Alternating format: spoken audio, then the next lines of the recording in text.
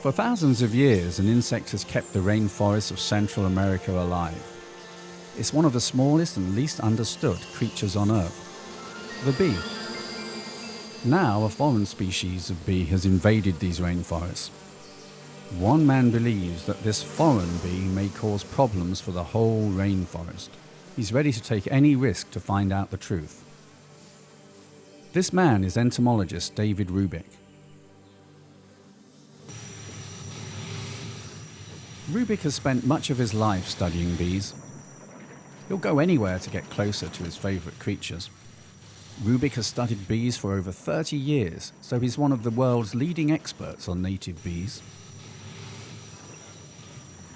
He works deep in the rainforest of Panama. This has allowed him to become more familiar with them than almost anyone else. When Rubik talks about the bees and his studies, it's clear that both are very interesting to him. I've counted more than 300 different species of bees in just one small forest area in Panama. It's just in a square kilometer of forest, but there might be 1 million or more individual bees, and this is really about the best place in the world to do the kind of work that I'm doing. They interact with everything. They pollinate the plants, they provide food for a lot of different animals. They live in the most outlandish, interesting places, from the top of the rainforest canopy to holes deep underground. So it's a wonderful group to look at. Unfortunately, Rubik thinks that the future of these amazing native bees looks bad. Little by little, people are destroying their rainforest habitat. People are also responsible for something that Rubik sees as an even more immediate environmental problem, one that's the result of a scientific experiment that went terribly wrong. In 1957, a group of scientists in South America wanted to improve honey production. So they started studying a bee that was non-native to the area, the African honeybee. The African honeybee is far more adaptable than most native species. It can reproduce very quickly and develop large swarms in a short time, but if anything bothers it, it can become very dangerous. At first, the study proceeded normally. Then one day, some of the African honeybees escaped. Something that at first seemed to be a bit of bad luck eventually became a very costly mistake. The hungry African bees spread quickly throughout South America and were soon known as killer bees. They got the name because of their large swarms, angry behavior, and potential to hurt people by stinging them repeatedly. Rubik went to Panama in 1979 to find some answers to the killer bee problem. People were worried about how the bees would affect the environment. By 1982, this powerful foreign bee had crossed almost the entire South American continent. It was starting to make its home in Panama. Rubik realized that the life of the rainforest and its native bees were in danger. They'd never be the same again. The killer bees had arrived.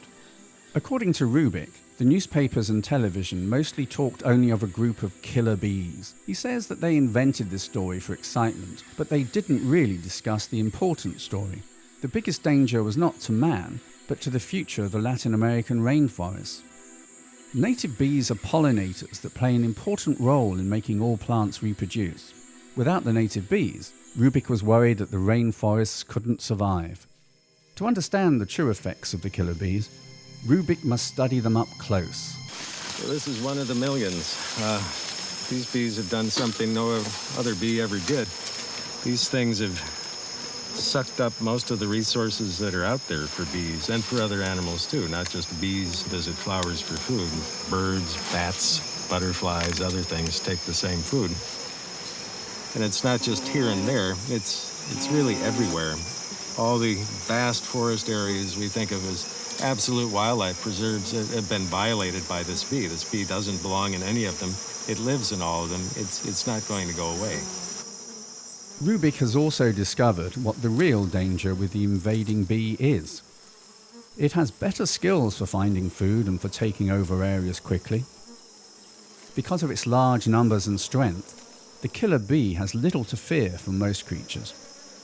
Rubik knows that nothing will likely stop the advance of the killer bees here. But will the native bees of Panama be able to compete with their hungry new neighbors? The sight of native beehives with no native bees seems to tell a warning story. there is no honey here. Still, Rubik needs to know for sure, so he goes to a place called Tulum, Mexico. Tulum is one home of the Maya, an ancient culture from Mexico and Central America. Here, Rubik hopes to find data that indicates just how much of a danger the killer bees really are. My data would only reach back 15 years, but I needed someone with even more experience with native bees. That's what the Maya in particular had to offer.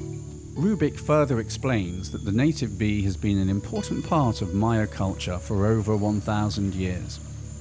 If there was any change in the bee population, they would likely know.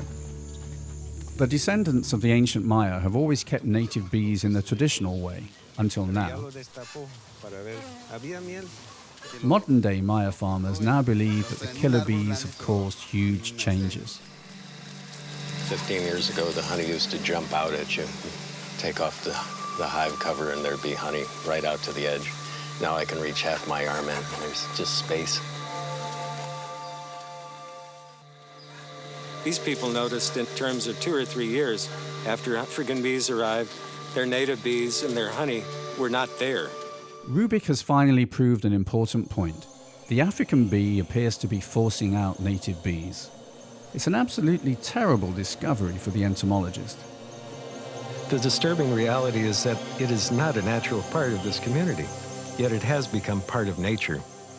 And ironically, man has put it there, but man can't take it away. Nobody really knows if the native bees of Latin America will survive, and it may take many years to find out. However, deep in the heart of Panama, David Rubik continues his research. He intends to learn more about the secrets of native bee life before it's too late.